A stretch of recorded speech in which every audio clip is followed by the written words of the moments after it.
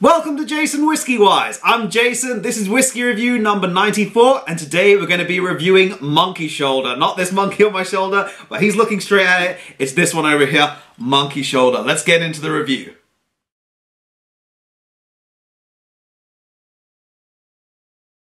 So today on the channel I decided to do something a little different. And instead of just covering what I'm doing this week is like 25-year-old plus whiskeys, I decided let's do something a bit more for change up, and I want to do a blended malt whiskey, and this being one of my favorites. Now this is Monkey Shoulder.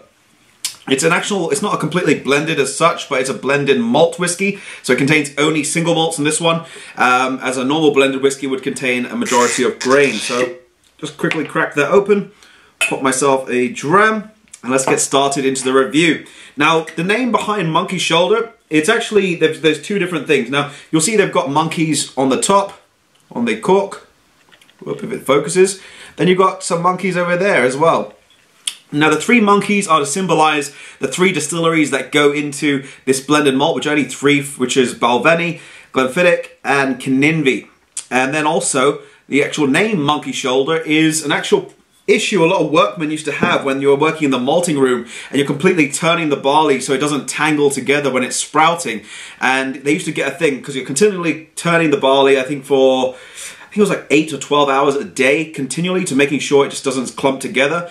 And you used to develop an issue on the shoulders called Monkey Shoulder, which was more for a condition. So that's where the name came from, Monkey Shoulder, and the three monkeys on there are pretty much to show you the three single malts that went into the making of this whiskey. So, getting on my review style structure, I've got my pet monkey. We're going to start off with the age of this whiskey, and it is classified as a non-age stated whiskey. The ABV on this one is 40%. Now because it's a blended whiskey, it's going to be slightly different from my regular review. Because it's a blended whiskey, the distilleries that go into making it are Balvenie, Kinninvie, and Glenfiddich.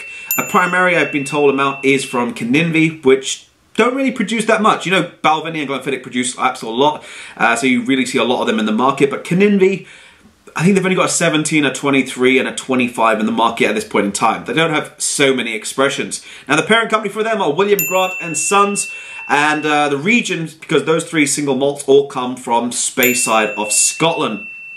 So, the price on this bottle, and I actually picked this up on a little deal recently, as it was Black Friday, and I picked this up for £23, I think, from Waitrose here in the UK. So around about that price in dollars and also euros. In terms of exclusivity, no, it is not exclusive. It is a core release, and in terms of caramel colour, I don't believe it states anywhere on here, so I'm not going to really judge a colour as it is a blended whiskey as well. So anyway, let's get into assessing the nose of this whiskey, and my monkey, as you can probably tell, has got a little bit of blue on him. He's been playing with a crayon this morning. I don't know what he does in his spare time. Anyway, let's get into the nose. So to begin on the nose of this whiskey, it does start out quite nice, very easygoing, soft, mellow, and so easily noseable as the no alcoholic burn is present on this one. You do get notes of like a vanilla sponge cake that's sort of freshly come out the oven, and that whiff of the aroma and the sweetness, at the same time that vanilla character really making itself evident. I do also get like a slight, what reminds me of stewed peaches. If you take peaches, you get them from a tin, and then you just like sort of stew them a little bit more to caramelize them. That sort of nice sweetness and fruity character. A little bit of what reminds me even of candy floss. And this is like if you go to the sort of fairs and you sort of smell that candy floss in aroma in the atmosphere, that's exactly what I'm getting. It's nice sweetness, it's inviting, and it's not too over sweet, but just sweet just enough. There's even a little bit of a buttery character on this one. It reminds me more like popcorn, butter popcorn, when you go to the cinemas and you get that sort of butter popcorn and you just can smell it as you're walking into the room. So nice on this one on the nose. And getting a nice also that sort of green apples that comes through as well. Quite refreshing, quite light as well. And a little bit of sugared barley on the end, a nice sort of sweetness and that malty character. Anyway, let's get next into the palate of this whiskey. Slàinte. So, into the palate of this whiskey, this is quite interesting. It's very sort of, again, that buttery, nice, creamy, velvety character. Very easygoing. It's got a sort of, I'd say, a light, watery consistency, as it's not too thick, not viscous. It's got like a candied ginger with a nice little sweet, mouth-warming presence. A nice, sweet, again, creme brulee. tangerine citrus really coming through, but not overpowering the palate. And then I get like what reminds me of those caramel flan desserts. I might pop one over here. Really nice, sweet, with a sort of darker caramel just over the top of it. From the second sip, you're picking up quite a nice character of spiced oak.